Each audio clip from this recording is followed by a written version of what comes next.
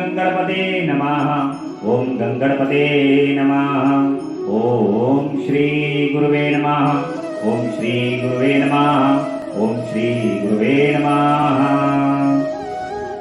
ओम नमः शिवाय। ओम नमः शिवाय। ओम नमः शिवाय।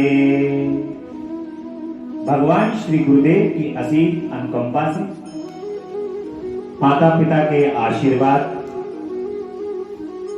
भगवान भोलेनाथ और जगदम्बा के परम स्नेह, उनकी सानिध्यता, उनकी परम कृपा और आप सभी भक्तों के भाग्य के कारण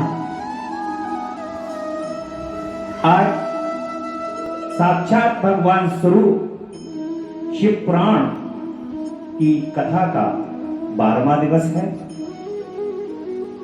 भगवान की कथा भगवान की कृपा के बगैर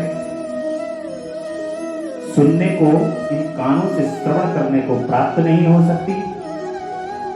इस कलयुग के अंदर, कलिकाल के अंदर माया का इतना प्रपंच है कि उस माया के प्रपंच में जो व्यक्ति प्रतिदिन भगवान की कथा को सुनता है, भगवान की कथा को श्रवण करता है, भगवान उस पर दसों दिशाओं से कृपा करते हैं। परंतु भगवान की कथा को श्रवण करने में भी ये माया बीच में और व्यक्ति को भ्रमित करने की कोशिश करती है। परंतु जब भगवान कृपा करते हैं तब कथा, भगवान की कथा स्वच्छ और सुंदर रूप में प्राप्त हो जाती है। भगवान स्वयं इस कथा को श्रवण करा रहे हैं और श्रवण कर रहे हैं, ऐसा मानकर भगवान की कथा को सुनना। कल की कथा में बहुत ही सुंदर प्रसंग चल रहा है। रुद्र संहिता के अंतर्गत नारद जी का प्रसंग है। नारद जी तपस्या को करके भगवान शिव की माया के कारण भ्रमित हो जाते हैं और उनके मन के अंदर अहंकार की उत्पत्ति हो जाती है कि मैं तो कामदेव पर विजय प्राप्त करने वाला हो गया। इस प्रकार से नारद जी के भ्रम को भगवान विष्णु, क्योंकि नारद जी जो हैं वो भगवान विष्णु के परम भक्त हैं, अपने भक्त पर भगवान कृपा निरंतर और अविरल रूप से करते हैं। कभी कभी ऐसा हमें प्रतीत होता है कि प्रभु ये हमारे साथ क्या कर रहे हो, भगवान हमारे साथ गलत कर रहे हैं। ऐसा कदापि नहीं हो सकता कि भगवान अपने भक्त के साथ कुछ भी गलत है। ये त्रिकाल सत्य है, भगवान कभी अपने भक्त के साथ गलत करे ही नहीं। आपको शिक्षा देने के लिए आपके मन के अंदर के जो विकार हैं और आपके मन के अंदर का जो अभिमान है, उस अभिमान को कम करने के लिए या उस अभिमान को खत्म करने के लिए भगवान तरह तरह की लीला करते हैं। और उन लीलाओं के अंतर्गत जब आप साफ, स्वच्छ और निर्मल हो जाते हैं तो वही भगवान आपको अपने हृदय से लगाते हैं। आपकी स्वच्छता के लिए, आपके मन को स्वच्छ करने के लिए भगवान ये सारी लीलाओं को। ऐसा ही नारद जी के साथ भी होता है। नारद जी भगवान के परम प्रिय भक्त हैं और भगवान के परम प्रिय भक्त होने के कारण भगवान ने उनके मन को निर्मल और स्वच्छ करने के लिए, उनके अभिमान को कम करने के लिए और खत्म करने के लिए भगवान ने सारी लीला का प्रपंच किया। और इस लीला से लीला जुड़ी हुई है। भगवान कहाँ की लीला कहाँ को करते हैं? जब नारद जी ने श्राप देते हैं, नारद जी कहते हैं कि तुम्हें भी स्त्री का वियोग भोगना। जिस प्रकार से तुमने मेरे को एक स्त्री से विमुख किया है, उसी प्रकार भगवान से क्रोधित होकर के नारद जी श्राप देते हैं और उस श्राप के फलस्वरूप रामायण की रचना हुई। बोल सियापति रामचंद्र भगवान की जय। बिन हरि कृपा मिले नहीं सकता।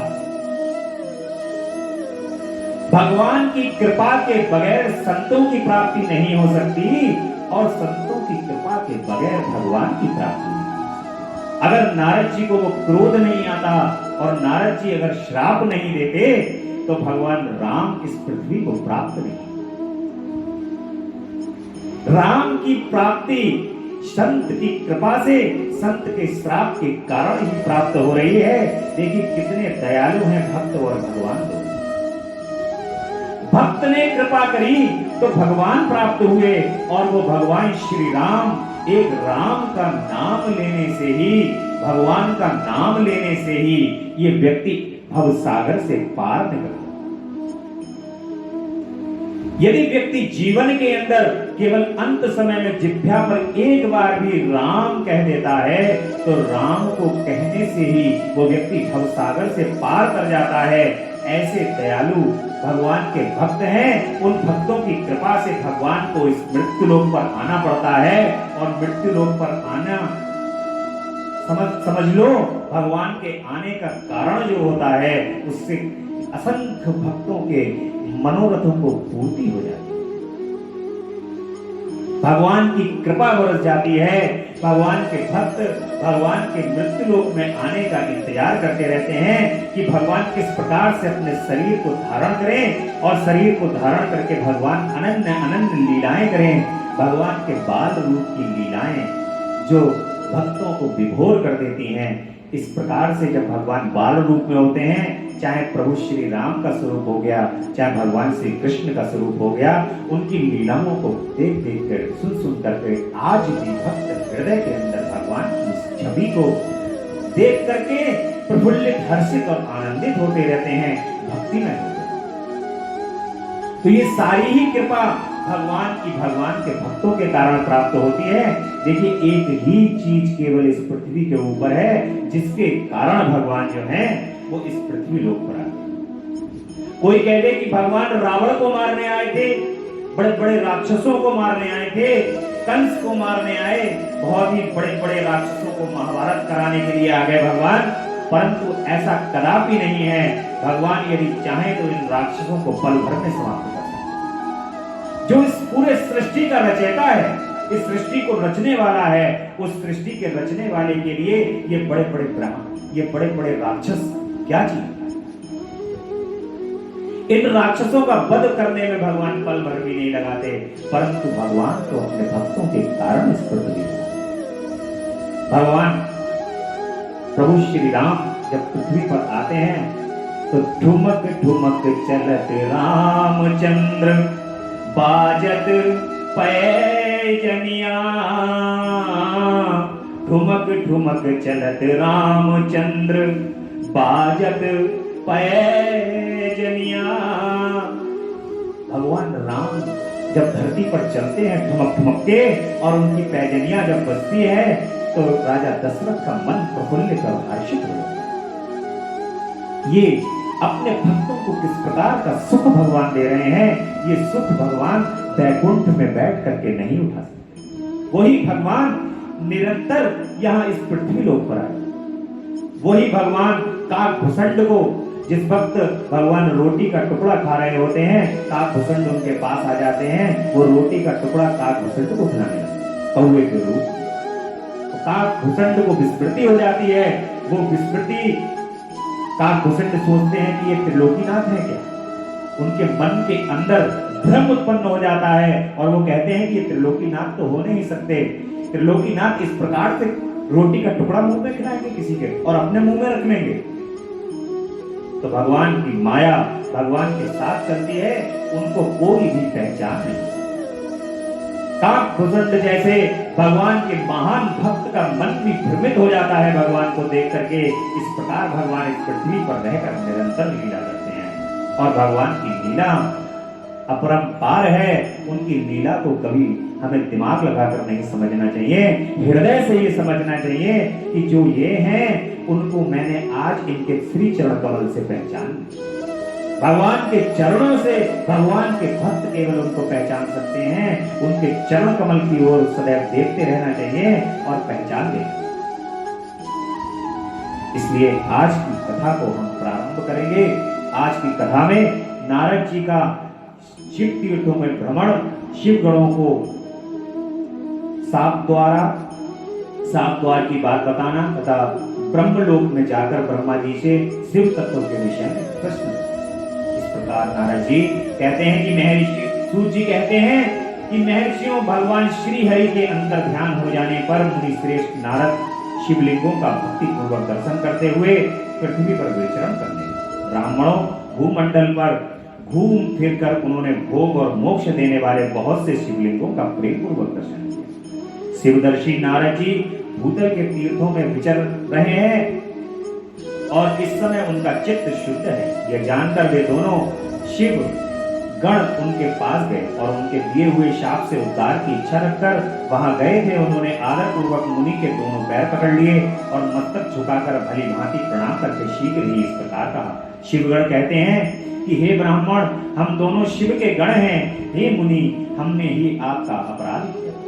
राजकुमारी श्रीमती के स्वयंवर में आपका चित्त माया से मोहित हो रहा था। उस समय परमेश्वर की प्रेरणा से आपने हम दोनों को श्राप दे दिया है। प्रभु, वहां उस समय जानकर हमने चुप रह जाना ही अपने जीवन की रक्षा का उपाय है। इसमें किसी का दोष नहीं है, हमें अपने कर्म का ही फल प्राप्त हुआ है। हे प्रभु, आप प्रसन्न होइए और हम दोनों पर अनुग्रह कीजिए। इस संसार के अंदर देखिए, जो भी कार्य हो कभी भी किसी पर कुपित नहीं होना चाहिए, क्रोधित नहीं होना चाहिए। इस संसार के अंदर जो भी कार्य है वो सब कार्य भगवान की इच्छा से। यदि कोई व्यक्ति आपके कार्य में बाधा डालने की भी अगर कोशिश करता है, आपको रोकने की कोशिश करता है, तो उसमें भी भगवान की इच्छा ही है। भगवान की इच्छा, भगवान की प्रेरणा के कारण ही वो व्यक्ति आपको रोकने की कोशिश कर रहा है, परंतु भगवान की कृपा आपको रोकने नहीं देगी। भगवान की कृपा बढ़ने देगी, क्योंकि अगर वो रोकने की कोशिश नहीं करेगा तो आपको भगवान की कृपा का आभास नहीं। उनकी कृपा तभी पता चलेगी जब जीवन के अंदर कुछ रुकावटें आती हैं। उन रुकावटों के आने के बाद जब भगवान कृपा करते हैं, वो रुकावटें दूर हो जाती हैं और व्यक्ति पुनः कहने लगता है कि प्रभु, आपके श्री चरण कमल की लाख लाख कृपा है। आपकी कृपा है प्रभु, आपकी कृपा है। आपकी कृपा से ही ये प्राप्त हो। भगवान की कृपा, भगवान की भक्ति, उनके श्री चरण कमल पर दृढ़ विश्वास और बढ़ जाता है। इसलिए आप नारद जी कहते हैं कि आप दोनों महादेव जी के गण हैं और सत्पुरुषों के लिए परम सम्माननीय हैं। अतः मेरे मोह रहित एवं सुखदायक यथार्थ वचन को सुनिए। पहले निश्चय ही मेरी बुद्धि भ्रष्ट हो गई थी, बिगड़ गई थी और मैं सर्वदा मोह के वशीभूत हो गया। मोह के कारण इस संसार में सभी कार्य,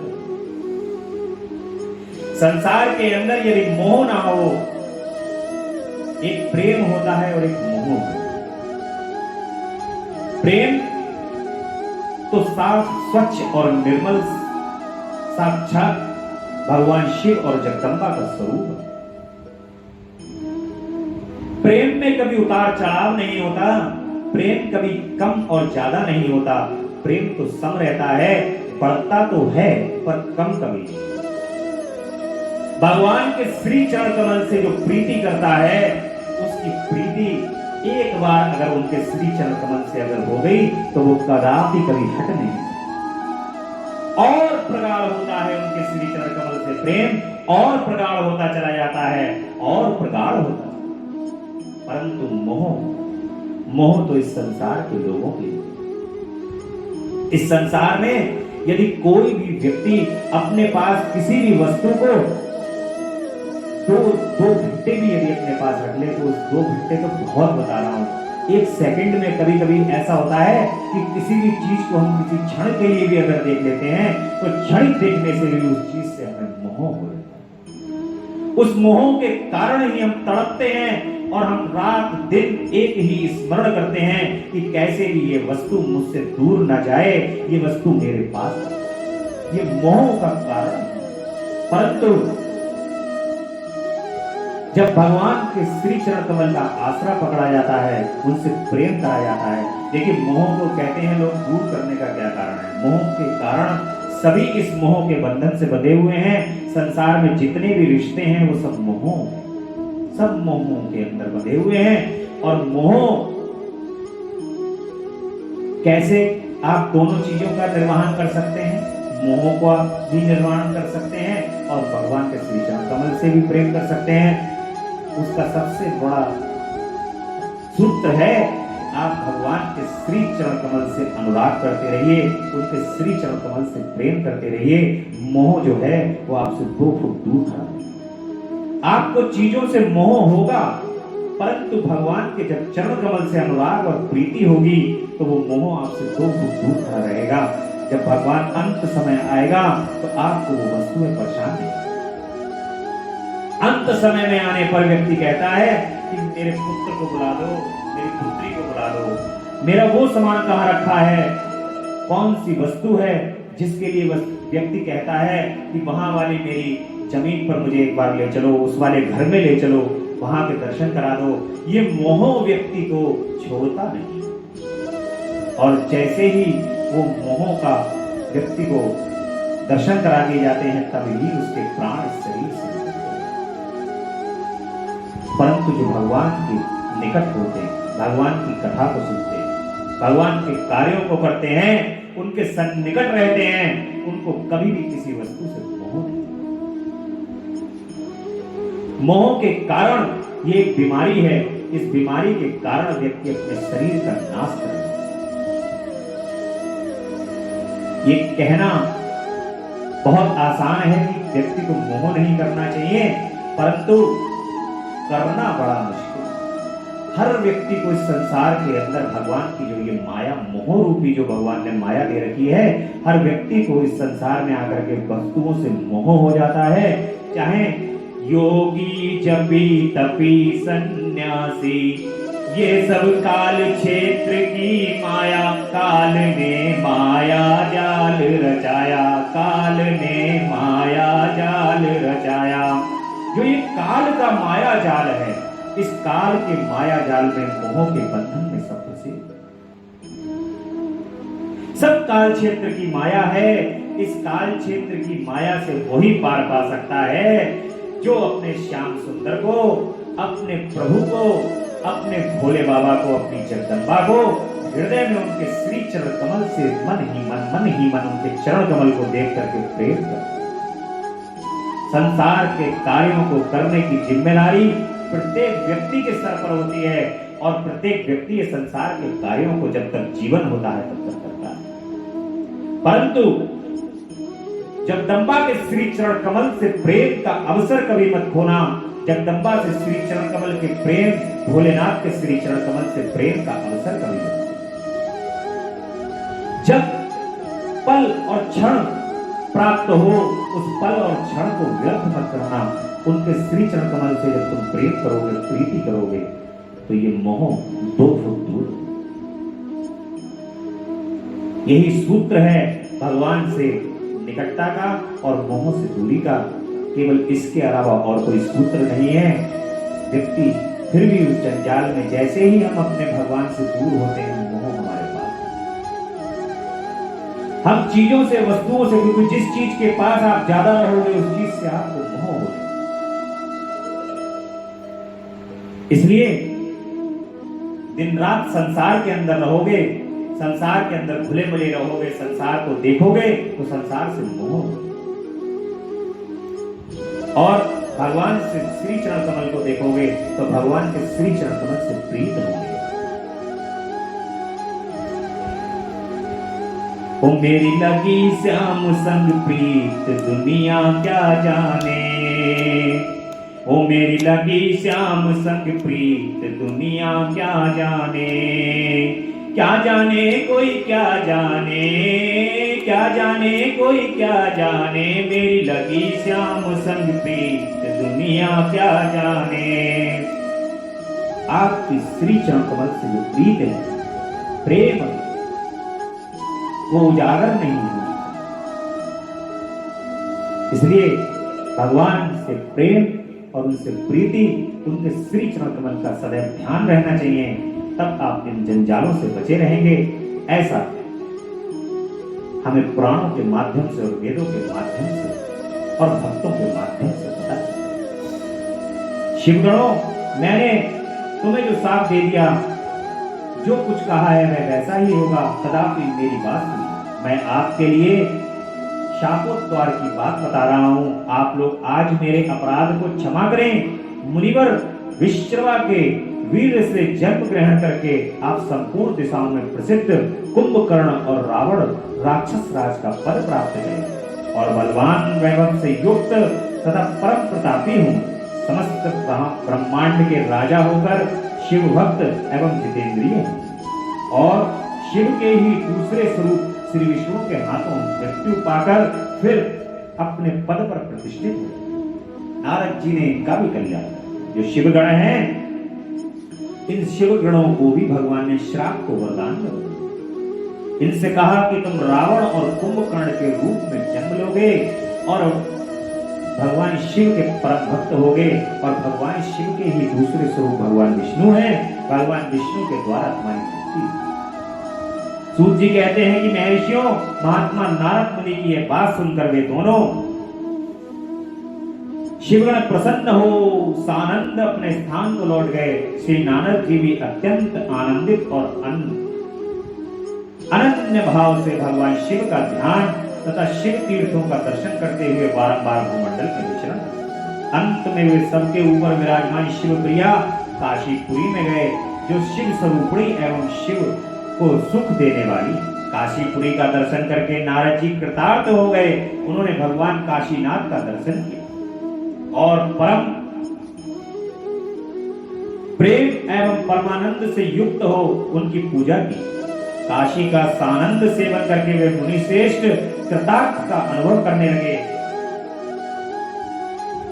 और प्रेम से बिहर हो उनका नमन वर्णन एवं स्मरण करते हुए ब्रह्मलोक को गए।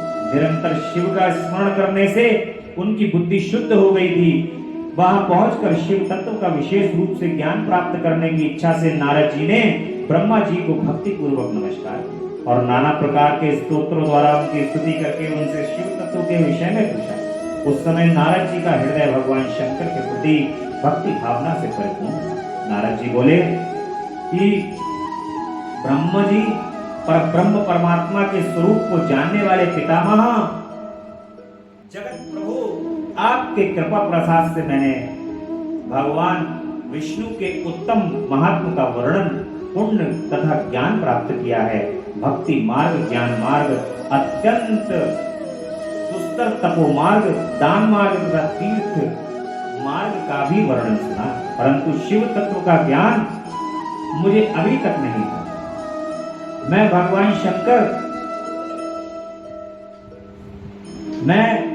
शंकर की पूजा विधि को नहीं जानता। अतः प्रभु आप क्रमशः इन विषयों का तथा भगवान शिव के विधिक चरित्रों का तथा उनके स्वरूप तत्व प्राकट्य विवाह गृहस्थ धर्म सब मुझे बताइए। निष्पाप पितामह सब बातें तथा और भी जो आवश्यकता बात हो उन सबका आपको वर्णन करना है। प्रजानाथ, शिव और शिव के आविर्भाव एवं विवाह का प्रसंग विशेष रूप से कहिए तथा कार्तिकेय के जन्म कथा को भी सुनाइए। प्रभु, पहले आप लोगों ने मैंने ये बात सुनी है किंतु तृप्त नहीं हो सका, इसलिए आपकी शरणागत आया। आप मुझ पर कृपा कीजिए। अपने पुत्र नारद की यह बात सुनकर लोक पितामह ब्रह्मा जी वहां इस प्रकार कि महाप्रलय काल में केवल सत ब्रह्म की सत्ता का प्रतिपादन, उस निर्गुण निराकार ब्रह्म से ईश्वर मूर्ति का प्राकट्य, सदा शिव द्वारा स्वरूप भूता शक्ति का प्रकटीकरण, उन दोनों के द्वारा उत्तम क्षेत्र का प्रादुर्भाव, शिव के वाम अंग से परम पुरुष विष्णु का आविर्भाव तथा उनके सकाश से प्राकृत तत्वों की क्रमशः उत्पत्ति का वर्णन। ब्रह्मा जी ने कहा कि हे ब्राह्मण देव शिरोमणि, तुम सदा समस्त जगत के उपकारों में ही लगे रहते हो। तुमने लोगों के हित की कामना से ये बहुत उत्तम बात पूछी, जिसके सुनने से संपूर्ण लोगों के समस्त पापों का क्षय हो जाता है। उस अनामय शिव तत्व का मैं तुमसे वर्णन करता हूँ। शिव तत्व का स्वरूप बड़ा ही उत्कृष्ट और अद्भुत है। जिस समय समस्त चराचर जगत नष्ट हो गया था, सर्वत्र केवल अंधकार ही अंधकार था। न सूर्य दिखाई देते थे, न चंद्रमा, अनन्य ग्रहों और नक्षत्रों का भी कोई पता नहीं। न दिन होता था न रात, अग्नि पृथ्वी वायु और जल की भी सत्ता नहीं थी। प्रधान तत्व अव्यकृत प्रकृति से रहित सूना आकाश मात्र शेष था, दूसरे किसी तेज की उपलब्धि नहीं। अदृष्ट आदि का भी अस्तित्व नहीं था, शब्द और स्पर्श भी साथ छोड़ चुके थे, गंध और रूप की भी अभिव्यक्ति नहीं होती थी, रस का भी अभाव हो गया था, दिशाओं का भी मान नहीं था। इस प्रकार सब और निरंतर सूची भेद और अंधकार है। उस समय तक दस स्वाहा इस श्रुति में जो शब्द सुना जाता है एकमात्र वही शेष था। जब यह वह ऐसा जो इत्यादि रूप से निर्दिष्ट होने वाला भावात्मक जगत नहीं था, उस समय एकमात्र वह सत्य ही शेष था, जिसे योगी जन अपने हृदय काश के भीतर निरंतर देखते हैं। वह सत्तत्व मन का विषय नहीं, वाणी का भी वहां तक कभी पहुंच नहीं होती। वह नाम तथा रूप रंग से भी शून्य, वह न स्थूल है, न कृश है, न हस्व है, न दीर्घ है, न लघु है और न गुरु। उसमें न कभी वृद्धि होती है, न ह्रास होता है।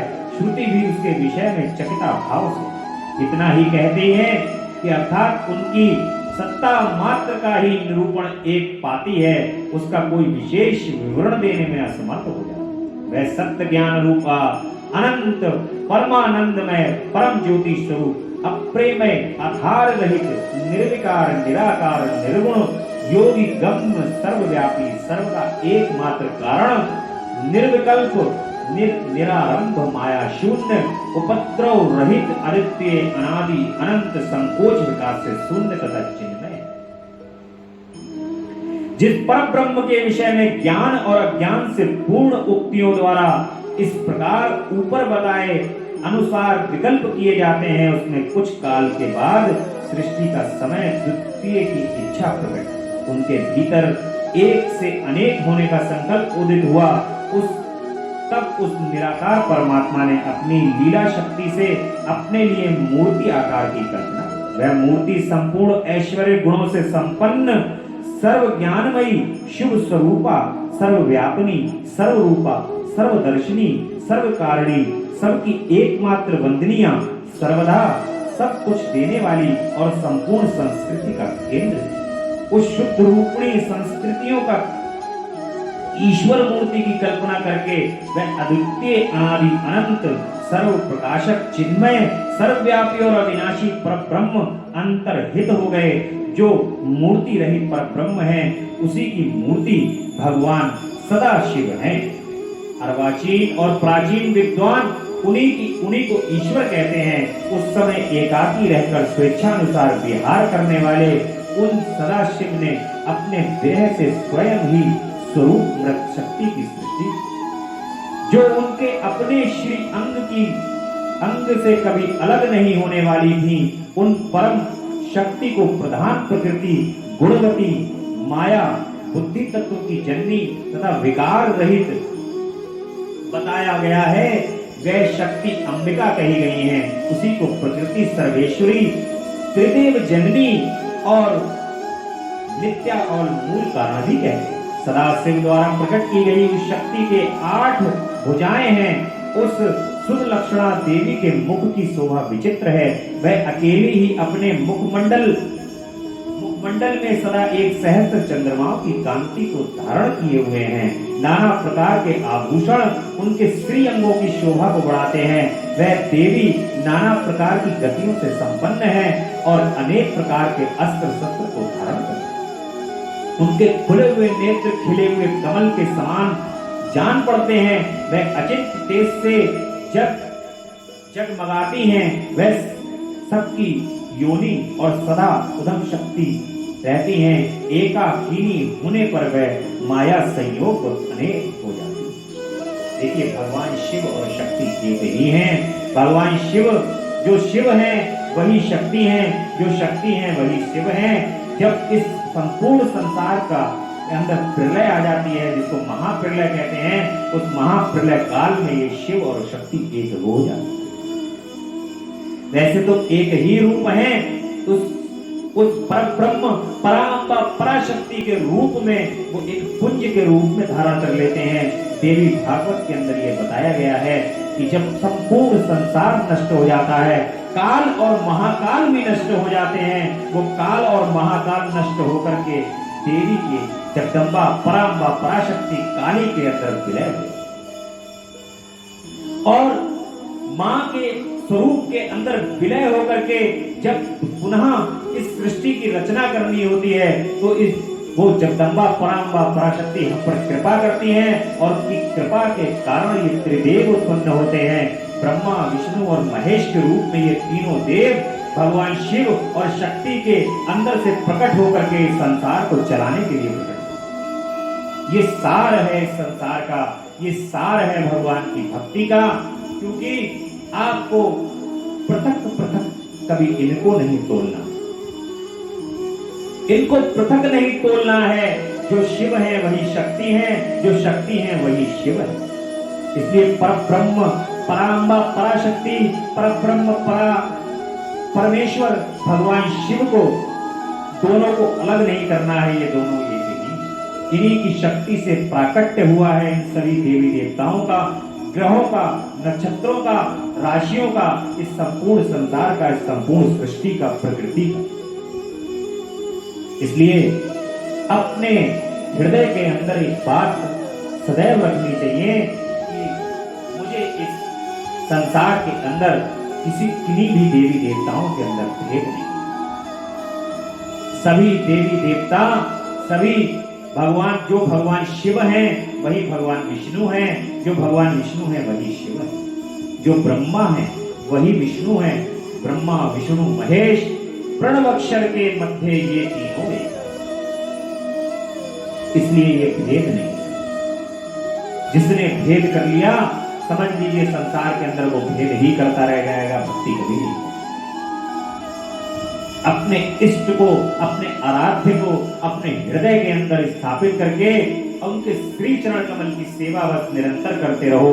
अपने आराध्य की जो सेवा निकट, उनसे निकटता बनाए रखेगा, उसी का कल्याण है संसार के अंदर, अन्यथा कदापि किसी का कोई कल्याण।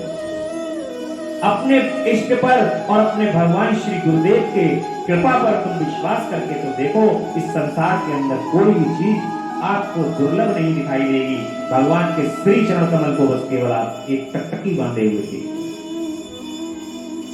इस कथा के माध्यम से जब तक मौका मिल रहा है जिह्वा को घिसने का भगवान के लिए, तब तक ये जिह्वा रात दिन उनके लिए घिसती रहे, घिसती रहे, घिसती रहे, और घिसते घिसते ये जिह्वा केवल एक ही चीज आपको बताती रहेगी, उसके चरण कमल से बस प्रेम। भगवान के चरण कमल से प्रेम कर लो, उनके श्री चरण कमल का आसरा मत छोड़ो, उनकी कृपा तुम्हें मिल जाएगी। ये सूत्र है, इस सूत्र को मत छोड़ो, संसार के आडंबरों में मत फंसो, संसार में केवल ये दिखावा, चमक धमक और इन सारी चीजों में बिल्कुल मत पड़ो। केवल उनके चरण कमल को देखो, उन चरण कमल के अंदर सभी कुछ, वो इतने बड़े चमकीले हैं, उस चमक के आगे संसार की चमक तुम्हें फीकी दिखाई देने लगेगी। जैसे जब सूर्य उदय हो जाता है तो सूर्य भगवान को दीपक दिखाना, जैसे आप दीपक दिखाते हो तो आपको लगता है कि अरे दीपक को बार बार देखते हो, जल रहा है या नहीं जल रहा। उसी प्रकार से इस संसार के अंदर मिलने वाली सभी वस्तुएं, चमक धमक, ये चारों तरफ जो कोलाहल मची हुई है, ये सब भगवान के जब चरण कमल में तुम ध्यान लगा लोगे, उनके श्री चरण कमल में बैठ जाओगे, तब तुम्हें ये सूर्य को दीपक दिखाने जैसा ही प्राप्त होगा। तुम सोचोगे मैं कहां भ्रमित था, मैं संसार के अंदर पढ़ करके कितना भ्रमित होने लगा। इस प्रकार की तुम्हारे हृदय के अंदर बातें जागृत होने लगेगी और अपने प्रभु के श्री चरण कमल से अनुराग तुम्हें पड़ेगा। इसलिए ये समय उनके श्री चरण कमल से भक्ति, उनके श्री चरण कमल से अनुराग को बढ़ाने। देवऋषि एक समय आनंदवन में रमण करते हुए, जो सदाशिव हैं वो उन्हें परम पूज्य ईश्वर शिव शंभु और महेश्वर कहते हैं। वे अपने मस्तक पर आकाश गंगा को धारण करते, उनके भाल देश में चंद्रमा शोभा पाते हैं, उनके 5 मुख हैं और प्रत्येक मुख में 3-3 नेत्र हैं। उनका चित्त सदा प्रसन्न रहता है, वे 10 भुजाओं से युक्त और त्रिशूलधारी हैं। उनके श्री अंगों की प्रभा कर्पूर के समान श्वेत गौर है। वे अपने सारे अंगों में भस्म रमाए रहते हैं। उन काल रूपी ब्रह्म ने एक ही समय शक्ति के साथ शिवलोक नामक क्षेत्र का निर्माण किया। उस उत्तर क्षेत्र को ही काशी कहते हैं। वह परम निर्वाण या मोक्ष का स्थान है जो सबके ऊपर विराजमान है। वे प्रियतम रूप शक्ति और शिव जो परम आनंद स्वरूप हैं, उस मनोरम क्षेत्र में नित्य निवास करते हैं। काशीपुरी परम आनंद रूपिणी। हे मुने, शिव और शिवा में प्रलय काल में भी कभी उस क्षेत्र को अपने सानिध्य से मुक्त नहीं, इसलिए विद्वान पुरुष उसे अभिमुक्त क्षेत्र के नाम से भी जानते हैं। वह क्षेत्र आनंद का हेतु है, इसलिए पिनाकधारी शिव ने पहले उनका नाम आनंद बन रखा था, उसके बाद वह अभिमुक्त नाम से प्रसिद्ध हो। काशी क्षेत्र की महिमा भगवान शिव के त्रिशूल के ऊपर बसी हुई है और काशी मुक्ति का धाम है।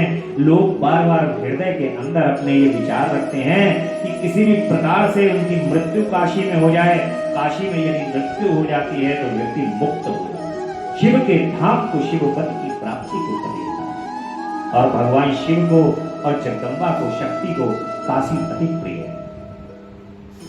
जब प्रलय काल आ जाता है, उस प्रलय काल में भी काशी कभी समाप्त नहीं, इसलिए उसको अभिमुक्त क्षेत्र के नाम से भी। देवर्षि एक समय उस आनंद वन में रमण करते हुए शिवा और शिव के मन में एक इच्छा हुई, किसी दूसरे पुरुष की भी सृष्टि करनी चाहिए जिस पर यह सृष्टि संचालन का महान भार रखकर हम दोनों केवल काशी में रहकर इच्छा अनुसार विचरें। जैसे माँ बाप होते हैं, उनकी एक इच्छा होती है कि एक पुत्र हो, पुत्री हो, उनका अपना परिवार हो, वो अपना परिवार चलाएं, हमारा जो ये कारोबार है, ये कारोबार वो संभाल लें और उस कारोबार को संभालने के बाद हम दोनों पति पत्नी फ्री हो जाएं, भगवान की तीर्थ यात्रा करें। इस सब जितने भी जो इस संसार के अंदर स्त्री पुरुष होते हैं, उनकी एक कामना होती है। ऐसी ही कामना जगत जननी पराम्बा पराशक्ति और भगवान शिव के मन के हृदय में भी जागृत होती है और वो कहते हैं कि ऐसा ही कोई एक पुरुष हो जो इस संसार का भार को संभालते रहें और वो भार जो है संभालते हुए हम इस काशी के अंदर आराम से रहें। तो वही पुरुष हमारे अनुग्रह से सदा सबकी सृष्टि करें, पालन करें और वही अंत में सबका संहार भी करें। ये चित्त एक समुद्र के समान है, इसमें चिंता की उत्ताल तरंगें उठकर उसे चंचल बनाए रहती हैं। इसमें सत्व गुण रूपी रत्न, तमो गुण रूपी ग्रह और रजोगुण रूपी मूंगे भरे हुए स्थान है। मूंगे भरे हुए इस विशाल चित्त समूह को संकुचित करके हम दोनों उस पुरुष के प्रसाद से आनंद कानन काशी में सुखपूर्वक निवास करें। यह आनंद बन गए स्थान है जहाँ हमारी मनोवृत्ति सब ओर से सिमट कर इसी में लगी तथा जिसके बाहर का जगत चिंता से आतुर प्रतीत होता है, ऐसा निश्चय करके शक्ति सहित सर्वव्यापी परमेश्वर शिव ने अपने वाम भाग के 10वें अंग पर अमृत मल दिया। फिर तो वहां से एक पुरुष प्रकट हुआ जो तीनों लोकों में सबसे अधिक सुंदर था।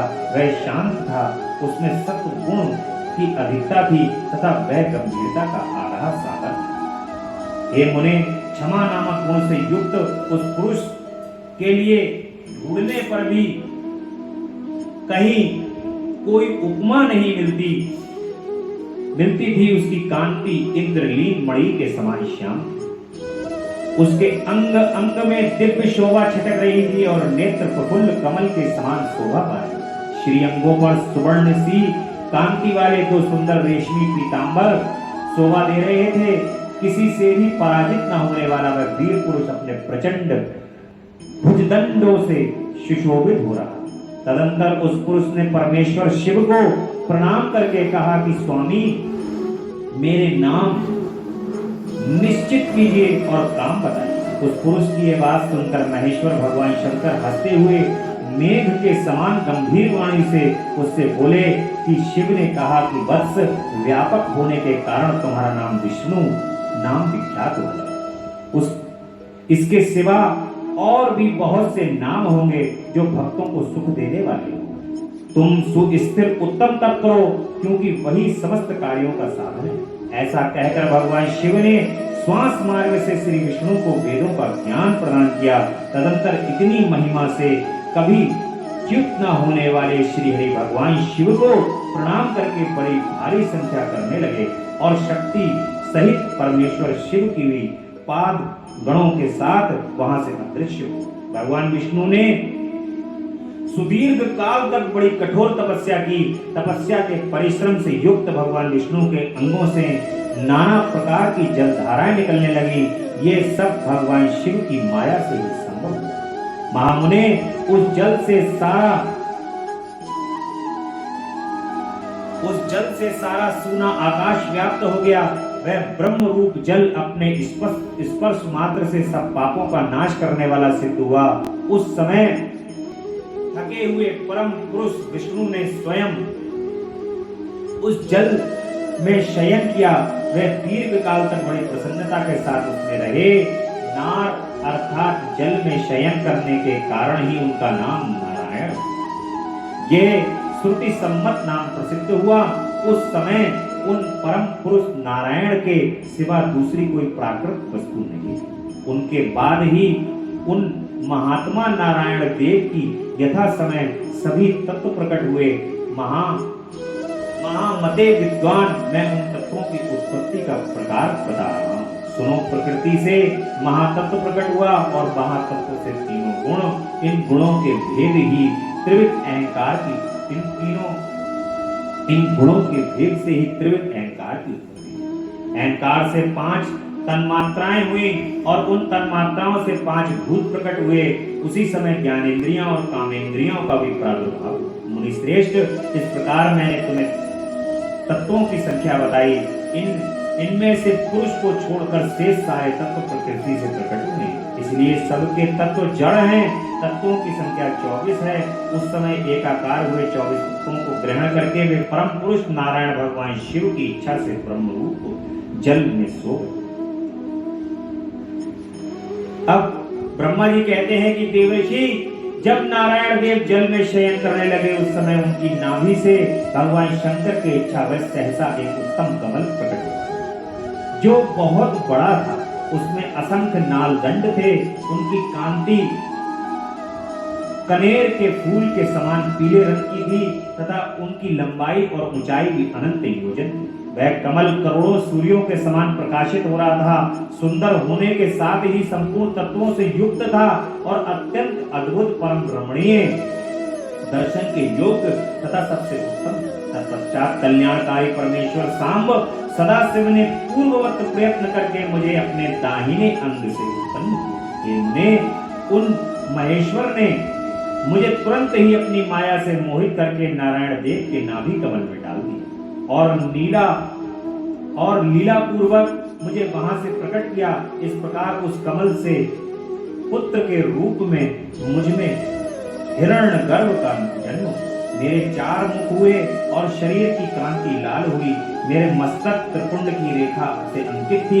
तात भगवान शिव की माया से मोहित होने के कारण मेरी ज्ञान शक्ति इतनी दुर्बल हो रही थी कि मैंने उस कमल के सिवा दूसरे किसी को अपने शरीर का जनक या पिता नहीं जाना। मैं कौन हूँ, कहां से आया हूँ, मेरा कार्य क्या है, मैं किसका पुत्र होकर उत्पन्न हुआ हूँ और किसने इस समय मेरा निर्माण किया है। इस प्रकार संशय में पड़े हुए मेरे मन में यह विचार उत्पन्न हुआ। मैं किस लिए मोह में पड़ा हुआ हूँ।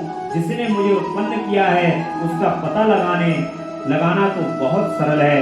इस कमल पुष्प का जो पुत्र युक्त नाल है, उसका उद्गम स्थान इस जल के भीतर नीचे की ओर। जिसने मुझे उत्पन्न किया है वह पुरुष भी वही होगा, इसमें कोई संशय नहीं है।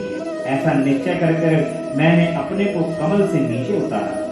मुने, मैं उस कमल की एक नाल में गया और सैकड़ों वर्षों तक वहां भ्रमण करता रहा, किंतु कहीं भी उस कमल के उद्गम का उत्तम स्थान मुझे नहीं मिला। तथा तब पुनः संशय में पड़कर मैं उस कमल पुष्प पर जाने को उत्सुक हुआ और नाल के मार्ग से उस कमल पर चढ़ने लगा। इस तरह बहुत ऊपर जाने पर भी मैं उस कमल के कोष को ना पा सका। उस दशा में मैं और भी मोहित हो उठा। मुझे उस समय भगवान शिव की इच्छा से परम मंगलमयी उत्तम आकाशवाणी प्रकट हुई जो मेरे मोह का विध्वंस कर दे। उस वाणी ने कहा कि तपस्या करो, और उस आकाशवाणी को सुनकर मैंने जन्मदाता पिता का दर्शन करने के लिए उस समय पुनः प्रयत्न पूर्वक 12 वर्षों तक घोर तब मुझ पर अनुग्रह करने के लिए 4 भुजाओं और सुंदर नेत्रों से सुशोभित भगवान विष्णु वहां सहसा प्रकट हो गए। उन परम पुरुष ने अपने हाथ में शंख चक्र गदा और पद्म धारण कर रखे थे। उनके सारे अंग सजल जलधर के समान श्याम कांति से सुशोभित थे। उन परम प्रभु ने सुंदर पीतांबर पहन रखा था।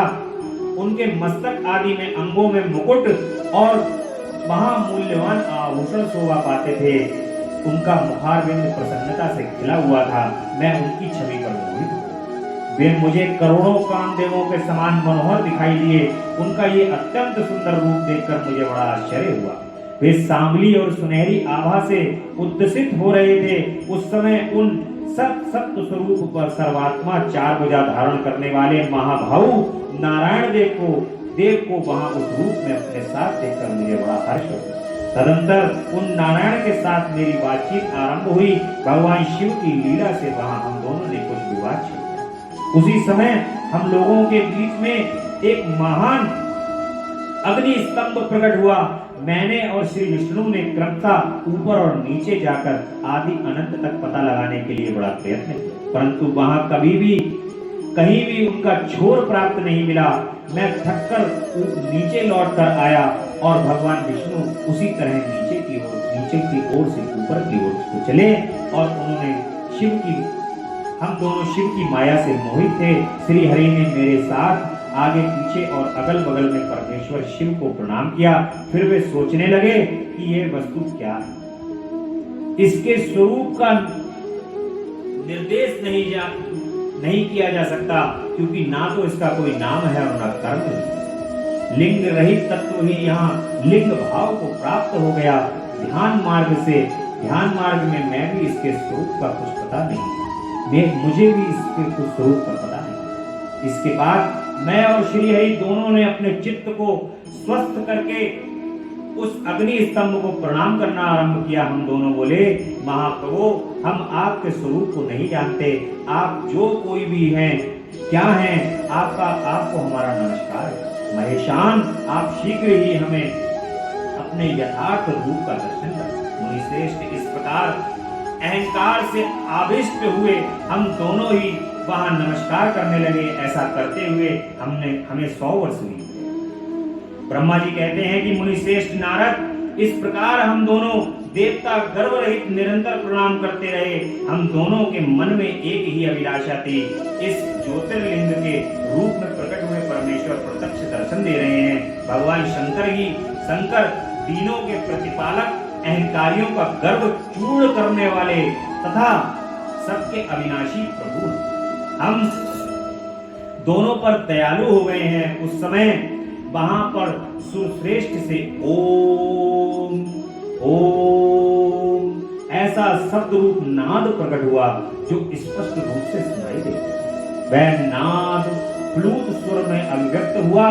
जोर से प्रकट होने वाले उस शब्द के विषय में यह क्या है, ऐसा सोचते हुए समस्त देवताओं के आराध्य भगवान विष्णु मेरे साथ संतुष्ट चित्त से खड़े रहे। वे सर्वदा बैर भाव से रहित थे। उन्होंने लिंग के दक्षिण भाग में सनातन आदि वर्ण आकार का दर्शन किया, उत्तर भाग में उकार का, मध्य भाग में मकार का और अंत में ओम का नाद साक्षात दर्शन एवं अनुभव किया। दक्षिण भाग में प्रकट हुए आदि वर्ण आकार को सूर्य मंडल के समान तेजोमय देखकर उन्होंने उत्तर भाग में दृष्टिपात किया तथा वहां उकार वर्ण अग्नि के समान दीप्तशाली दिखाई दिया। मुनि श्रेष्ठ, इसी तरह उन्होंने मध्य भाग में मकार को चंद्रमंडल के समान उज्जवल कांति से प्रकाशमान देखा। तदंतर जब उसके ऊपर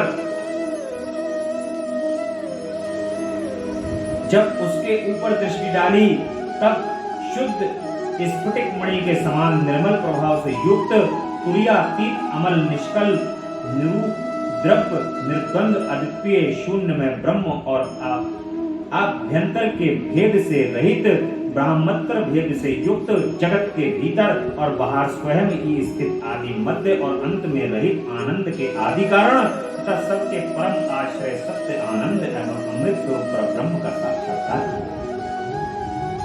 इस प्रकार उस समय श्री हरि ये सोचने लगे कि ये अग्नि स्तंभ कहां से प्रकट हुआ, हम दोनों फिर इसकी परीक्षा करें।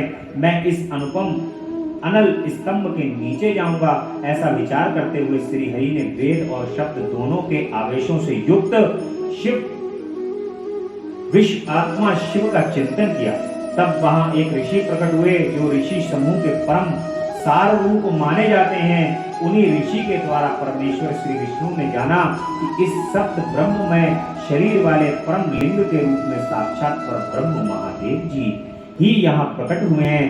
ये चिंता रहित अचिंत रुद्र जहां जाकर मन सहित वाणी उसे प्राप्त किए बिना ही लौट आती है, उस पर ब्रह्म परमात्मा शिव का वाचक एक अक्षर ही है। वे उसके वाचक स्वरूप में वह परम कारण है। रित सप्त आनंद और अमृत स्वरूप परात्पर पर ब्रह्म एक अक्षर का वाच्य है। प्रणव के एक अक्षर आकार के जगत से बीजभूत अंड जन्मा भगवान ब्रह्म का बोध होता है। उसके दूसरे एक अक्षर उकार से परम कारण रूप श्री हरि का बोध होता है और तीसरे एक अक्षर मकार से भगवान नील लोहित शिव का ज्ञान होता है। अकार सृष्टिकर्ता और उकार मोह में डालने वाला, मकार नित्य अनुग्रह करने वाला है। मकार बुद्ध सर्वव्यापी शिव बीजी है और जो उकार संज्ञक मुझ ब्रह्म को बीज कहते हैं। उकार नामधारी श्री हरि योनि है। प्रधान और पुरुष नामधारी श्री हरि योनि है। प्रधान और पुरुष के भी ईश्वर जो महेश्वर हैं, वे बीजी बीज और योनि भी हैं। उन्हीं को नाद कहा गया है। उनके भीतर शब्द का समावेश। बीजी अपनी इच्छा से ही अपने बीज को अनेक रूपों में विभक्त करके स्थित है। इन बीजी भगवान महेश्वर के लिंग से आकार रूप प्रकट हुआ। जो उकार रूप योनि में स्थापित होकर सब ओर बढ़ने लगा, वह पुण्यमय अंड के रूप में ही बताने योग्य है। उसका और कोई विशेष लक्षण नहीं लक्षित होता है। वह दिव्य अंड अनेक वर्षों तक जल में ही स्थिर। तदंतर 1000 वर्षों के बाद उस अंड के 2 टुकड़े हो गए। जल में स्थित हुआ वह अंड अजन्मा ब्रह्मा जी की उत्पत्ति का स्थान था और साक्षात महेश्वर के आघात से ही फूटकर 2 भागों में बट गया था। उस अवस्था में उसके ऊपर स्थित हुआ सुवर्णमय कपाल वही शोभा पाने लगा। वहीं भूलोक के रूप में प्रकट हुआ जो उसका दूसरा नीचे वाला कपाल था, वही 5 लक्षणों से युक्त पृथ्वी है। उस अंड में चतुर्मुख ब्रह्म उत्पन्न हुए जिनकी का संज्ञा है। वे समस्त लोकों के सृष्टा हैं। इस प्रकार वे भगवान महेश्वर ही आ, ऊ और मां इन त्रिविध रूपों में ही वर्णित। इस अभिप्राय से उन वर्णित हुए उन ज्योतिर्लिंग रूप भगवान सदाशिव ने ओम ओम ऐसा कहा। यह बात यजुर्वेद के श्रेष्ठ मंत्र कहते हैं। यजुर्वेद के श्रेष्ठ मंत्रों का यह कथन सुनकर ऋचाओं और साम मंत्रों ने भी हमसे आदर पूर्वक कहा कि हे हरे, हे ब्रह्म, ये बात ऐसी ही है। इस तरह देवेश्वर शिव को जानकर श्री हरि ने शक्ति संभूत मंत्रों द्वारा उत्तम एवं महान अभ्युदय से सुशोभित होने वाले महेश्वर देव का संबंध। इसी बीच में मेरे साथ शिव पालक भगवान विष्णु ने एक और भी अद्भुत एवं सुंदर रूप देखा। मुने यह रूप 5 मुखों और 10 भुजाओं से अलंकृत था। उसकी कांति कर्पूर के समान गौर थी। वह नाना प्रकार की छटाओं से छविमान और भांति भांति के आभूषणों से विभूषित। उस परम उदार पराक्रमी और महापुरुष के लक्षणों से संपन्न अत्यंत उत्कृष्ट रूप का दर्शन करके मैं और श्री हरि दोनों कृतार्थ हो। तत्पश्चात परमेश्वर भगवान महेश्वर प्रसन्न हो अपने दिव्य शब्दमय रूप को प्रकट करके हंसते हुए खड़े हो गए। उकार उनका मस्तक और आकार ललाट। उनका दाहिना और इकार बायां नेत्र है। उकार को उनका दाहिना और ओंकार को बायां कान कहा जाता है, बताया जाता है। ऋषकार तथा परमेश्वर का दायां कपोल और सकार बायां ल और ल ने ये नासिका के दोनों छिद्र हैं। एकार उन सर्वव्यापी प्रभु का ऊपरी होंठ है और एकार अधर ओंकार का ओकार तथा औकार ये दोनों क्रमशः उनकी ऊपर और नीचे की दो दंत पंक्तियां हैं। आंग और आ उन देवादिदेव मूलधारी शिव के दोनों तालु हैं। का आदि 5 अक्षर उनके दाहिने हाथ और चा आदि 5 अक्षर बताए गए हैं। 5 हाथ टा और टा ता आदि 5 अक्षर उनके पैर हैं। पकार पेट है। फकार को दाहिना पार्श्व बताया जाता है और बकाय को बायां पार्श्व। भकार को कंधा कहते हैं। मकार उन योगी महादेव शंभु का हृदय है। या से लेकर सा तक 7 अक्षर सर्वव्यापी शिव के शब्द में शरीर की 7 धातुएं हैं। हकार उनकी नाभि है और छकार को मेरु मूतेंद्रिय कहा गया है। इस प्रकार निर्गुण एवं गुण स्वरूप परमात्मा के शब्द में रूप को भगवती उमा के साथ देखकर मैं और श्री हरि दोनों कृतार्थ हो गए। उस समय इस तरह शब्द ब्रह्म में शरीरधारी महेश्वर शिव का दर्शन पाकर मेरे साथ श्री हरि ने उन्हें प्रणाम किया और पुनः उनकी ऊपर की ओर देखा। उस समय उन्हें 5 कलाओं से युक्त ओमकार जनित मंत्र का साक्षात्कार हुआ। तत्पश्चात महादेव जी ओम तत्त्वमसि यह महावाक सृष्टि गोचर हुआ, जो परम उत्तम मंत्र रूप में ये शुद्ध स्फटिक के समान निर्मल। फिर संपूर्ण धर्म और अर्थ का साधक तथा बुद्धि स्वरूप गायत्री नामक दूसरा महान मंत्र लक्षित हुआ, जिसमें 24 अक्षर हैं तथा जो चारों पुरुषार्थ रूपी फल को देने वाले हैं।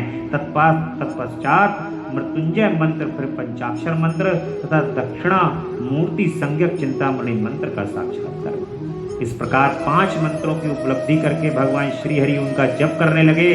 तदंतर ऋक, यजु और साम ये जिनके रूप हैं, जो ईशों के मुकुटमणि ईशान हैं, जो पुरातन पुरुष हैं, जिनका हृदय अघोर अर्थात सौम्य है, जो हृदय को प्रिय लगने वाले सर्वगुहम सदाशिव हैं, जिनके चरण वाम परम सुंदर हैं, जो महान देवता हैं और महान सर्पराज को आभूषणों के रूप में धारण करते हैं, जिनके सभी ओर पैर और सभी ओर नेत्र हैं, जो मुझ ब्रह्मा के भी अधिपति हैं, कल्याणकारी तथा सृष्टि पालन एवं संहार करने वाले हैं, उन वरदायक साम्ब शिव का मेरे साथ भगवान विष्णु ने प्रिय वचनों द्वारा संतुष्ट चित्त से स्तंभन किया। इस प्रकार से ब्रह्मा जी भगवान शिव के रूप और स्वरूप का वर्णन करते हैं। और कल की कथा में उमा सहित भगवान शिव का प्राकट्य किस प्रकार होता है, उनके द्वारा अपने स्वरूप का विवेचन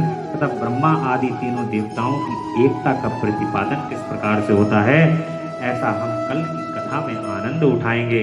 बहुत ही भगवान के स्वरूप का आनंद देने वाली ब्रह्मा जी और विष्णु जी को किस प्रकार से भगवान परब्रह्म, पराम्बा, पराशक्ति और भगवान शिव के किस प्रकार से दर्शन होते हैं, ऐसा हमने चित्रण देखा। इस चित्रण को अपने हृदय में धारण करते हुए भगवान की लिए जो ओंकार भगवान के शब्द का प्रणव अक्षर का जाप है, निरंतर हमें करते रहना चाहिए। श्रावण मास में तेरा पल पल बीता जाए, मुख से जप ले नमः शिवाय। तेरा पल पल बीता जाए, मुख से जप ले नमः शिवाय। ओम नमः शिवाय, ओम नमः शिवाय, ओम नमः शिवाय, ओम नमः शिवाय। तेरा पल पल बीता जाए, मुख से जप ले नमः शिवाय। ये लाइन लगातार निरंतर इसलिए आपके समक्ष बोली जाती है, कहीं आप भूल। तेरा पल पल क्षण क्षण बीतता जा रहा है और उस परम तत्व भगवान शिव के नाम और शक्ति के नाम को तू भूलता जा रहा है। ऐसा ना करना, अपने पल पल अपने क्षण क्षण को भूलना नहीं। जगदम्बा पराम्बा पराशक्ति को सदैव अपने हृदय में स्मरण रखना। शिव के श्री चरण कमल और माता के श्री चरण कमल को सदैव स्मरण रखना। इसलिए आज ये कथा इसी कथन के साथ विश्राम लेगी। कल की कथा में जगदम्बा पराम्बा पराशक्ति के साथ भगवान शिव के स्वरूप का वर्णन हो। बोलिए जगदम्बा रानी की जय। आप बहुत प्रेम और स्नेह से भगवान की स्तुति करेंगे। शंकर भगवान की जय, भूत भावन भगवान की जय। जय अविनाशी जय कैलाशी शंकर शंभु हरे हरे।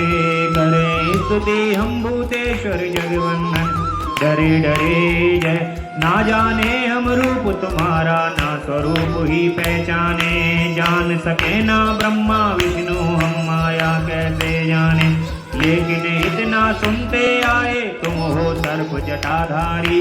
3 लोक 14 भुवनों के पिता आप हैं भंडारी। विचरण करते आप सदा ही बैल पीठ पर चढ़े चढ़े। जय अविनाशी जय कैलाशी शंकर शंभु हरे हरे। जय अविनाशी जय कैलाशी शंकर शंभु हरे हरे। तुम करो मर्दानी दाता सारा ही संसार कहे। शेष बांसुरी बैणी बांधे ऊपर गंगे धार बहे। अर्ध चंद्रमा से माथे पर झरझर अमृत झरता है। आदि अनादि अनंत शिव नहीं जन्मता मरता है। 11 रुद्र 18 सूरज परिक्रमा दे खड़े खड़े। जय अविनाशी जय कैलाशी शंकर शंभु हरे हरे। 14 विश्व देव पवन 49 तुम्हारे दास रहे। 7 समुद्र गरुड़ गायत्री का तुम में आवाज रहे। फिर भी भस्म रमाए तन में रुंड मुंड मालाधारी। 3 लोक चरणों में रखते भोले शंकर शुभकारी।